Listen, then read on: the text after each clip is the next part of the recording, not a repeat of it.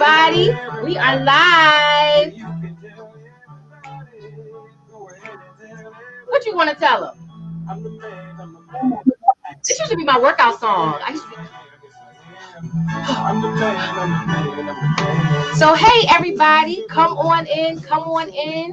We are back for our second Coco Connect episode, and you don't want to miss it. We got a Coco dad on with us tonight. It's a beautiful thing.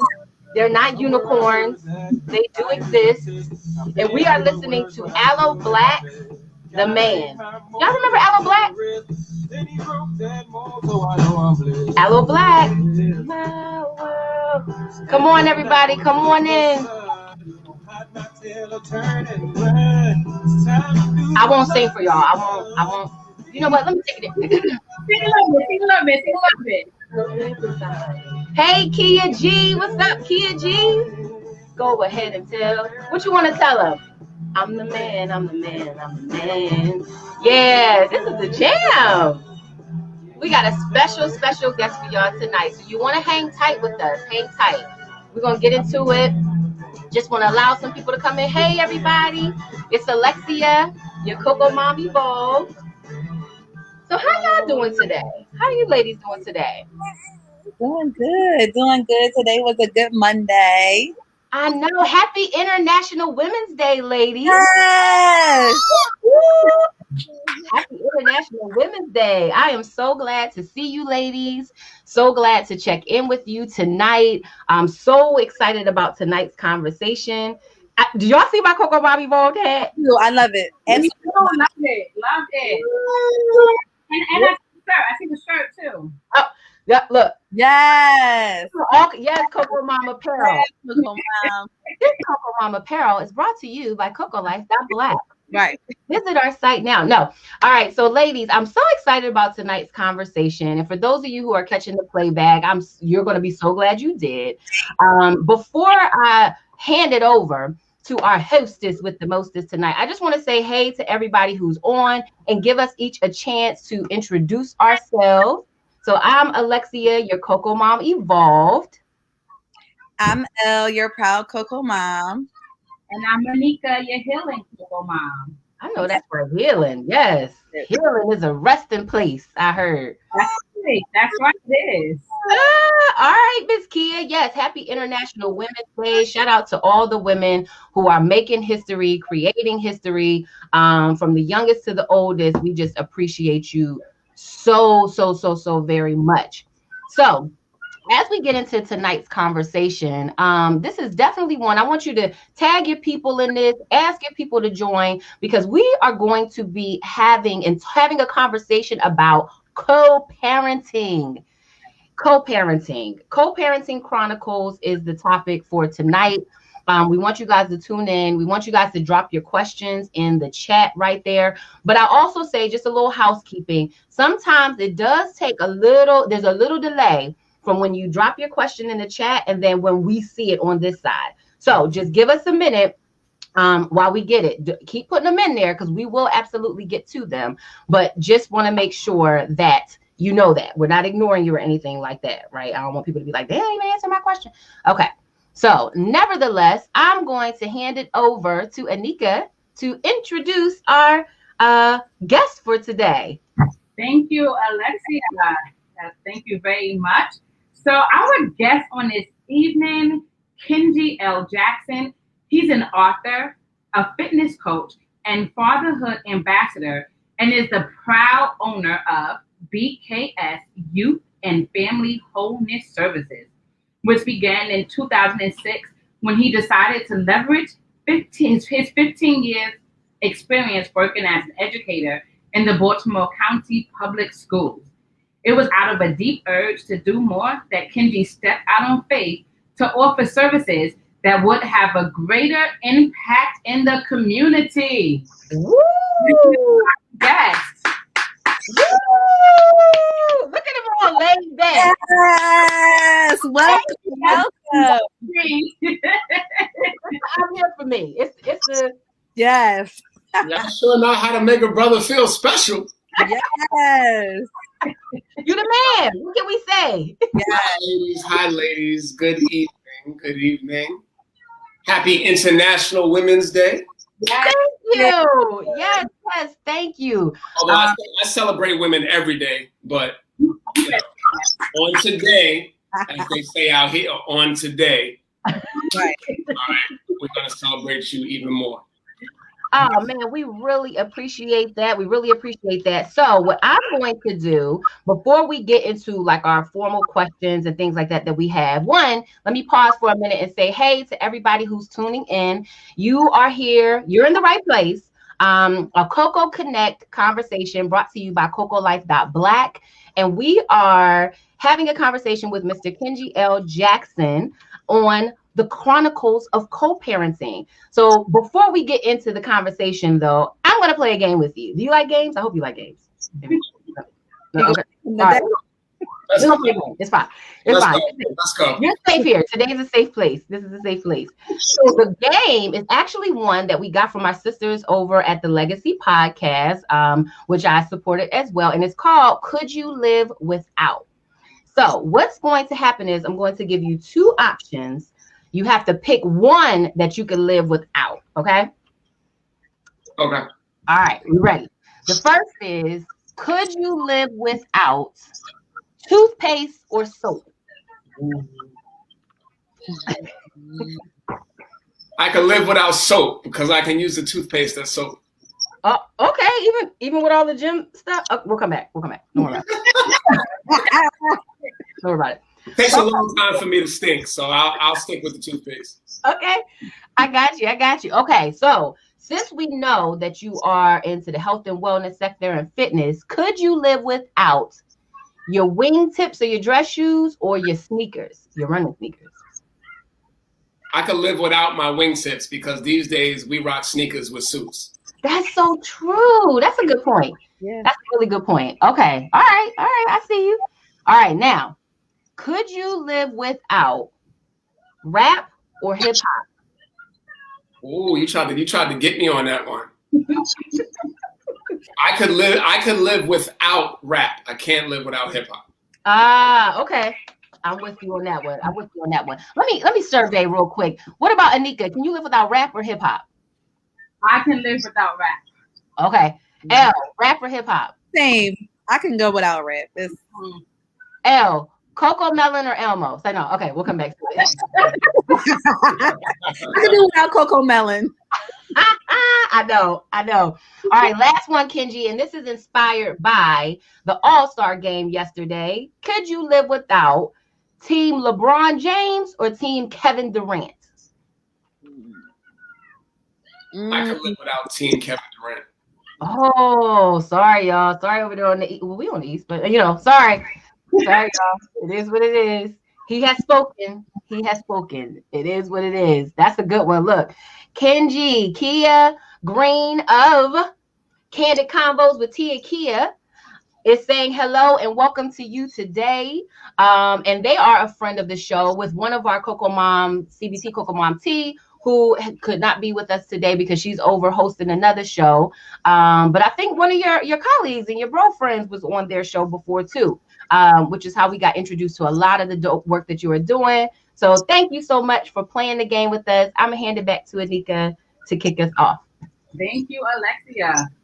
So, Kenji, we are here for a topic that is oftentimes, unfortunately, a taboo topic, but a very necessary conversation around health and parenting needs to be had in more spaces.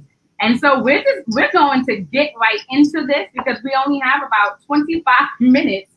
So please tell us, absent from a romantic relationship with your son's mom, what did you do to be intentional in developing a healthy co-parenting relationship with her? Excellent question. First, we had to get past all of the red tape, all of the pain and the hurt of the relationship ending. When two people are ending a relationship, particularly when one is ending it and the other one isn't necessarily ready for the relationship to end, there's a lot of trauma there on both sides, even the person that's choosing to leave. And so, we don't really get a chance to do the healing process of being away from each other when you have a child involved. So we really didn't get a chance to do that. And so for me, I knew that I had fallen short while I was actually there for the first few years of my son being born. And it wasn't because I wasn't connected to him. It was just that I was so detached from the relationship that I did not come home as much as I should have, or as early as I should have, because I just didn't. I felt like I was walking into a fight every time I came home.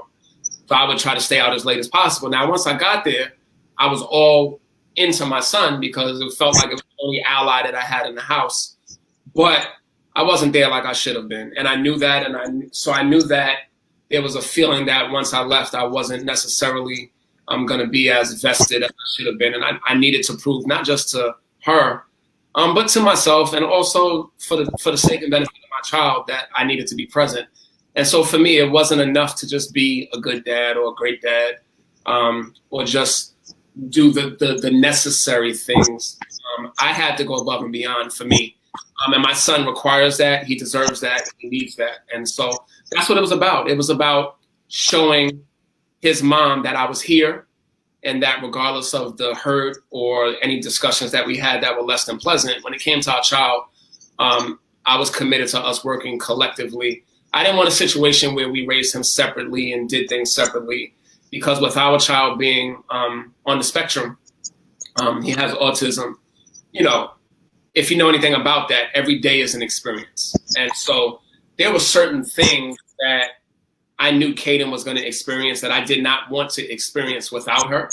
And I know for some people that may be hard to grasp, especially when you're thinking about moving on into other relationships. But for me, it was a no-brainer. I remember, I think 2 months after we broke up, I asked her to go with Kaden and I to Sesame Place in Pennsylvania. And she wasn't really with it at first. I kind of talked her into it. And we had a great day. I knew that we had never been to an amusement park with him before. And I knew that it was going to either be a traumatic experience in terms of how he responded to it, or it was going to be great. And it was phenomenal. It was a great experience. And truth be told, there's no way I could have did that amusement park with Kaden without her.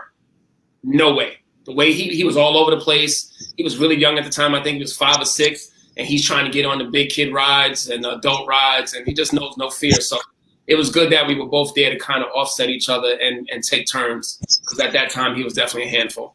So I just had to lead. I had to lead by example. I had to model what I was looking for in a parenting relationship. Kenji, listen, you said a lot in that answer, right? We're all shaking our heads. So one, thank you so much for that transparency and acknowledging your own shortcomings and being so truthful that there were times when you did not come home because of what you feared in terms of the discord in the home. And, you know, speaking about creating that space to create memories for your son, thank you so much for sharing that. And as you were speaking, it really sparked a question for me.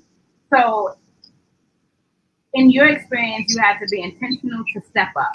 How would you encourage men to hold other men, fathers to hold other fathers, to step up and be accountable to their children?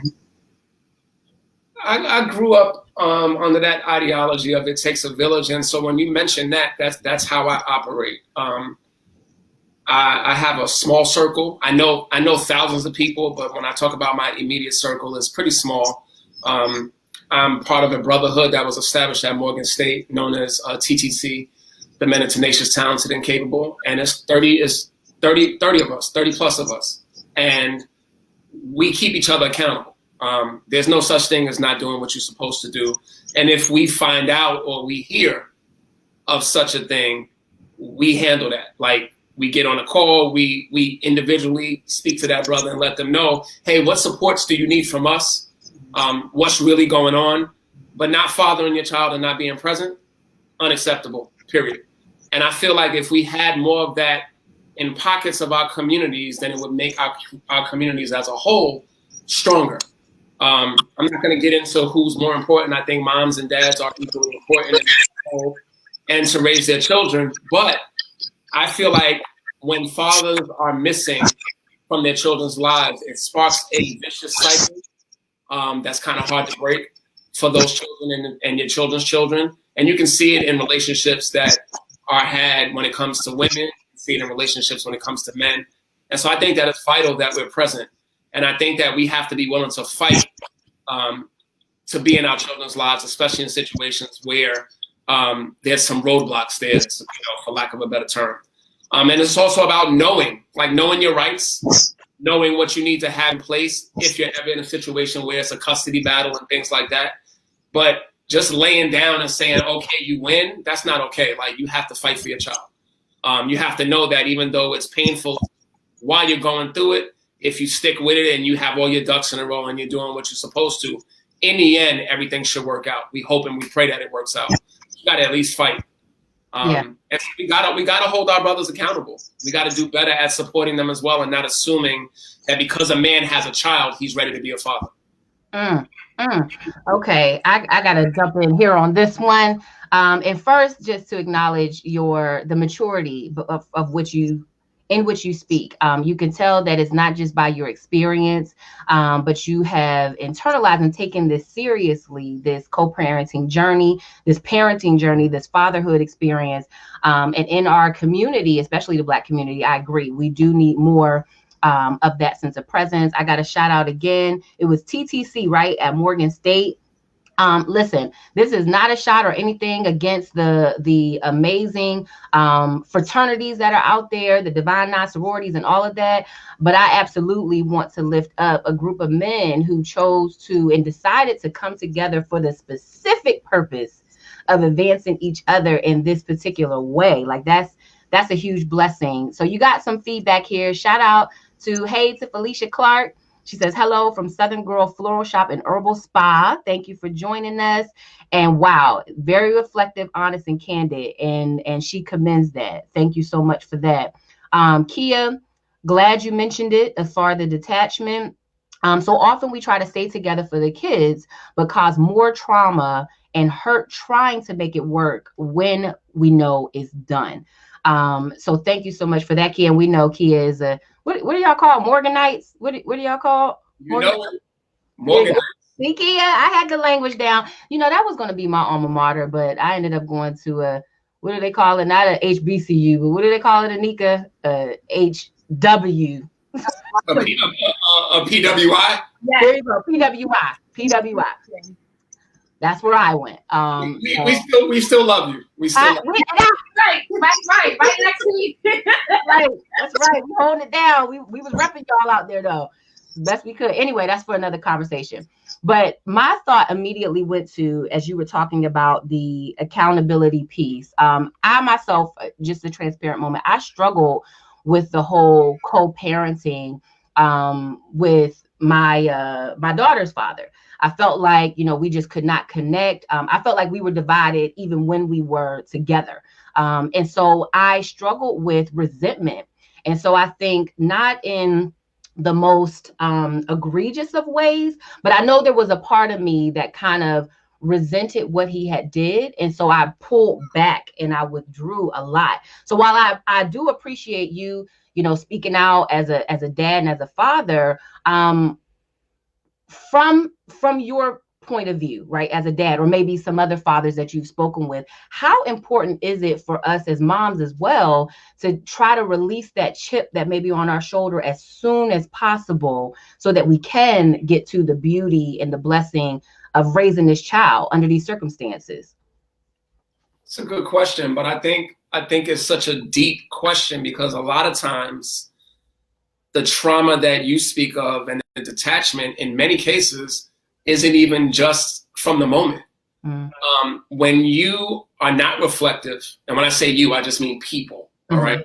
When you're not reflective and you bounce from relationship to relationship, having not even dealt with and identified some of the pain that you're dealing with, which then a lot of times finds us in the same situations. I quickly was able to identify a pattern that I have in the types of women that I actually made my girlfriends. There was a constant theme going all the way back to high school that I identified, and it told me a lot about myself.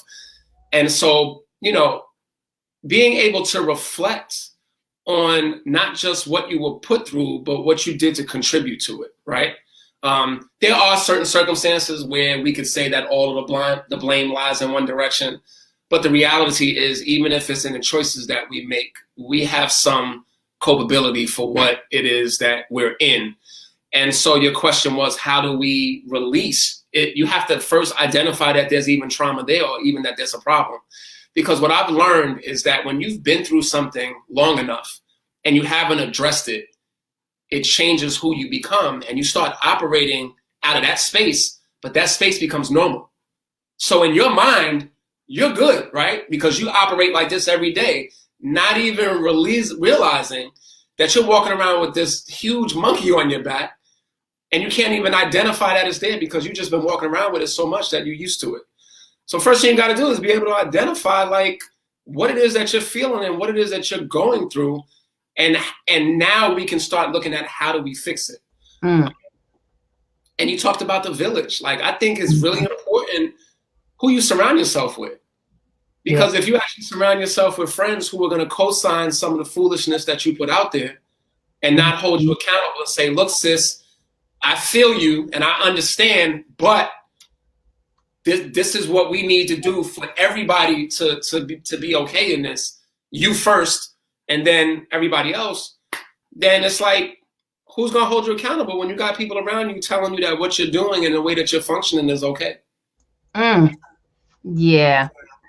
I think we probably in some capacity or another have had those sorts of friendships or relationships that have not elevated us or held us accountable, like, or reminded us of what space we should be operating in, especially as parents. So shout out to the villages that are there, that are holding each other accountable. Let us also operate in that same space.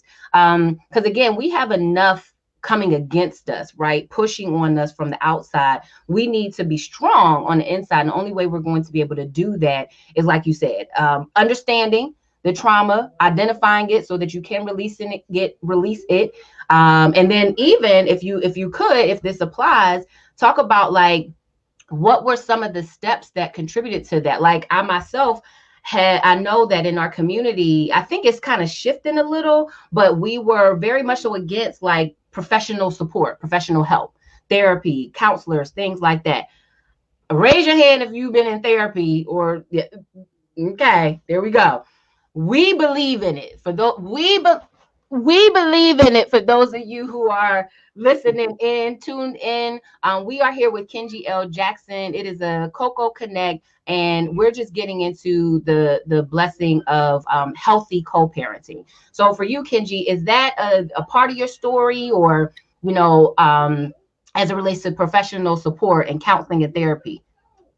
Yeah, it's a part of my story. I actually sought out therapy after a conversation that I had with my father when I was 25 years old. I remember the day, I remember what I had on, I remember where I was coming from, and I remember the phone call. And the phone call came because I was actually in the early stages of my relationship with Caden's mom, and I was having some troubles with my temper and just the way that I was tackling conflict in a relationship. And my mom got hold of the information of what was going on, and she shared it with my dad, and my dad gave me a call because of some things that he and I had experienced with me growing up. And he called me and he apologized. And I remember that day we talked about that monkey on the back, and literally the day that he called me and apologized for the things that had taken place, there was that release. And I literally pulled over on the side of the road, cried like a baby, hung up, and then called the therapist right there on the spot. Wow. So, yeah, not much makes me speechless, but yeah, thank you for sharing that and being transparent. Yeah, wow, that really touched. I'm legitimately just speechless because I can recall the breakthrough, like the moment when that happened, and it's like so freeing in one capacity and scary in another, because you like just had to deal with all of this, but obviously it serves us for our good. So L, you got anything? He got me tongue tied. Cat got my tongue on that one. I feel like I'm the same way. I'm like, I had some points and then they're done. I have one. You know, Kenji, you just, I echo what Elle and Alexia both saying. We're speechless, but I'm still talking. So, as you were speaking, I can actually even recall for myself having to deal with when my son's father and I separated, broke up after 7 years, and he, in a lot of areas, chose not to be heavily involved. I remember having to reflect on my own issues of abandonment from my own father and feeling like I didn't want my son to experience what I experienced. And I didn't want my son to feel how I felt. And so there were times when I would say, call your dad, call your dad, call your dad. And one day my son said, Mom, stop. Stop telling me to call him. He doesn't answer, but I'm okay. You're stressed about it, and I'm not. And I remember looking at my child like, you're just too mature. I'm not ready for this conversation. But in that moment, it made me realize that I was deflecting onto him my own stuff. And I had to really process that and realize that it wasn't because of me that my father wasn't there. That was his choice. But I'm dope. And I had to really say, if his dad doesn't actively get involved with every aspect of his life, that's his loss, because my son is still very, very dope. But I really had to deal with my own trauma. I had to deal with my own issues so that I could be healthy for my son. And at the same time, every time where I could try without overexerting myself, I had to try to co-parent with his dad. And if he did not want to, at least I knew that I tried. So thank you so much for being transparent about your own experiences. Yeah, I agree. I agree. One of the most important parts about being a parent is just kind of evaluating ourselves. And once we evaluate ourselves, we won't perpetuate those same familial cycles, because that's what we find ourselves in a lot. Like those cycles that our family went through for generations and generations, a lot of time we perpetuate those because we aren't able to reflect in ourselves. And so I think, once we're able to reflect and break those cycles, we kind of are better for everybody. Mm-hmm. I agree. I have one other question that I just want to try to get in this time as well. So I want to pivot a minute with the co-parenting and talk about, this may or may not be the case for but let's see, how do I want to phrase this? So let's talk about like when the co-parents have decided to maybe move into other relationships. Like, what are some things that we need to keep in mind if you are co-parenting? Like, how do you balance that? I guess that's my question. If you move into another relationship, whether it's the mom or the dad with someone else, and you're still trying to co-parent, like what's the healthy balance so that everybody feels, adequately and intentionally addressed, and they don't feel like, oh, well, why you got, because you talked about how you and your child's mother went to Sesame Place. And so for some people that may be, difficult, like if you were in a relationship, yes or no, I don't know, right or wrong, we can argue, but like, what's the balance? What would you say, like maybe the balance is in those situations? It's an excellent question. And it's partly why I'm still single. But no. Full transparency. Right. It's kind of hard for me to answer because, again, I think every situation is different. And because of my child, there's a different need there, right? Now, when you talk about balance, I do agree. I'm not naive and I'm not insensitive. So if I am dating someone, I want to be respectful of their feelings, but I think it's also about matching, knowing, being upfront, and then also being intentional about who you date, right? Because I'm very open in the beginning. If I'm getting to know somebody, I want to talk and I want to ask questions, and I'm very open about my situation. And I can identify right away based on the reaction of the person that I'm talking to, if they seem to take issue with that, or they seem to express that there's some discomfort, and we're not even deep into the situation, I'm already moving on. I can tell you that right now.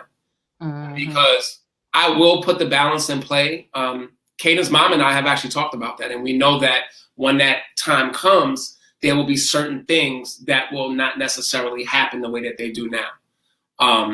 But I'm not doing things like separate birthday parties. I'm just not. I'm just not, right? And so at the end of the day, my child comes first, right? Yeah. And so I understand that in the way that I move, right? I understand that. And so it would have to be someone who is either A, understanding of that, or can relate due to their own, experiences. I just can't date someone who thinks that, off the rip, me having a positive, healthy co-parenting relationship is a problem, because that speaks to a lack of trust that I didn't create. And I'm personally just not going to deal with that. I'm just not. So you got to identify what you want, and you got to seek it in the person that you're, I guess, courting, so to speak, and be upfront and transparent. Like, you got to let them know so that they also can make an educated decision. I'm saying, look, I have a great co-parenting relationship with Caden's mom. She's very involved. I'm involved. When it comes to major appointments, we usually go to those together. We don't go to them together, but we're both there. I don't believe in, mom can go to the doctor's appointment, so I don't have to go. I go to all my son's doctor's appointments, all his dentist appointments. That's just me. I've been doing that since he was born, to the point where even when I was still a school teacher, my principal had a problem with it and actually said so. And I don't work there anymore, but she literally said to me, I don't understand why you feel the need to take off of work for appointments that his mom is going to be at. And I said, you wouldn't understand because you don't have children. Oh, that's horrible. So I've always been that way. I value and trust his mom. I don't have to be there. Right. I want to be there. One, because she didn't have this child by herself. Two, we think differently. And so there may be things that I may come across or think about at these appointments that she may not, and vice versa. And it's about support. We had the baby together, so we raised the baby together. I think it's easy math.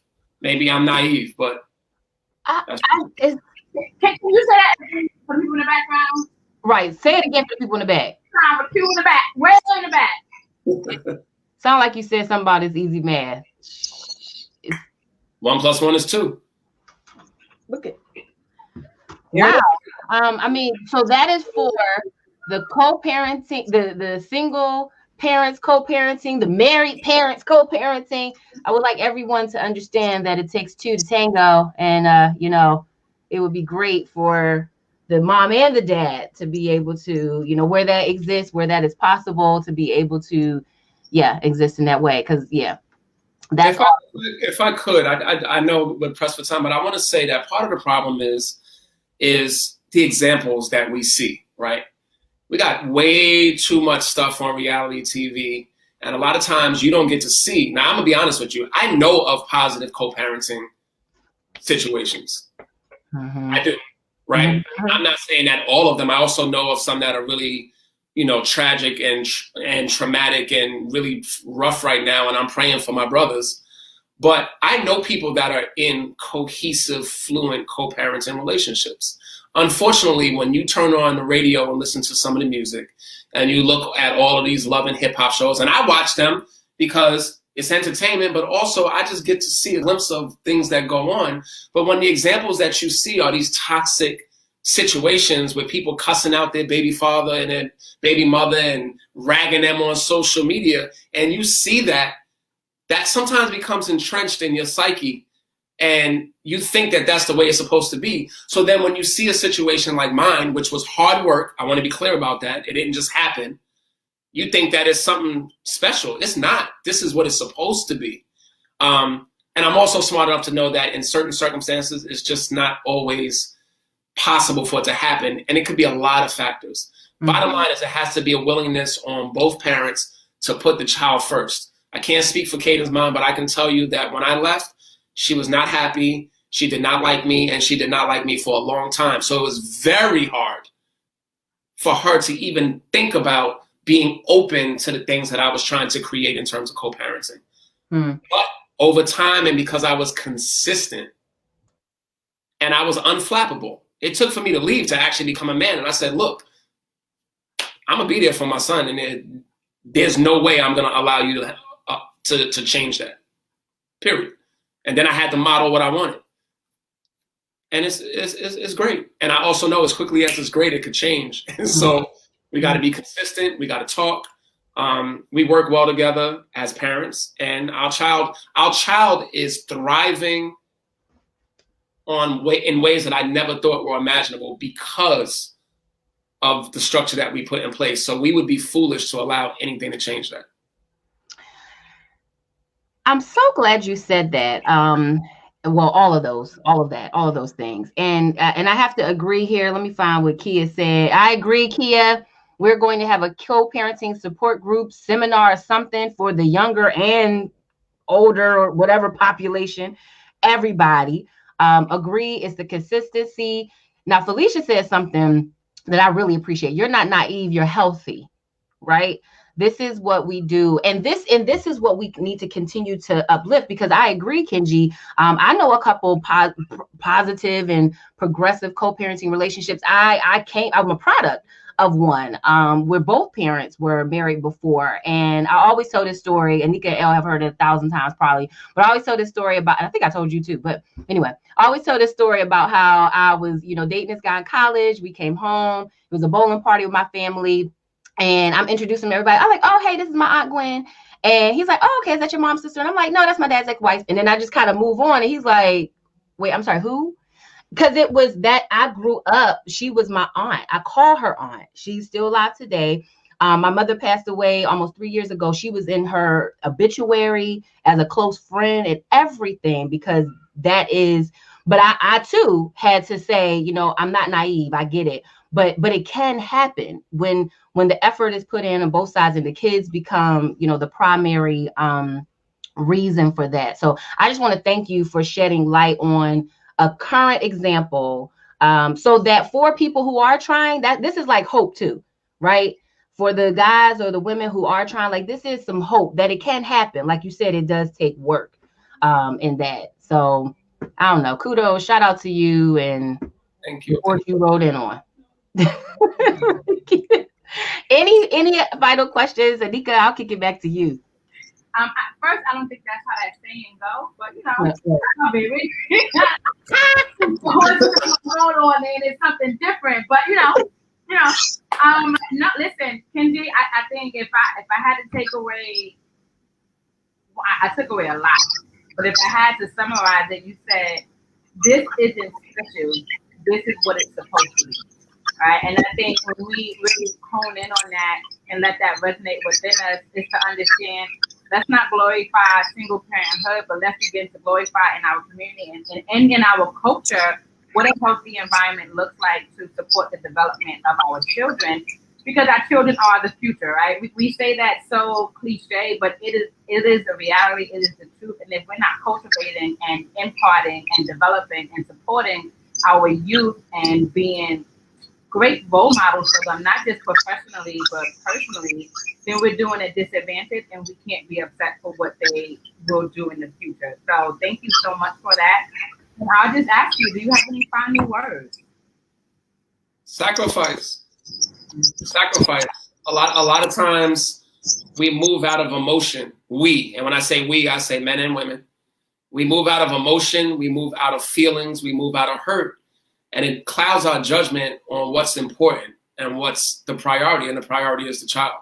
The child is the one person in that situation who's innocent and didn't ask to be here and isn't, a cause for the demise of the relationship, unless they are, which, I'm sure there are situations where that's the case. That's a whole nother conversation for another day.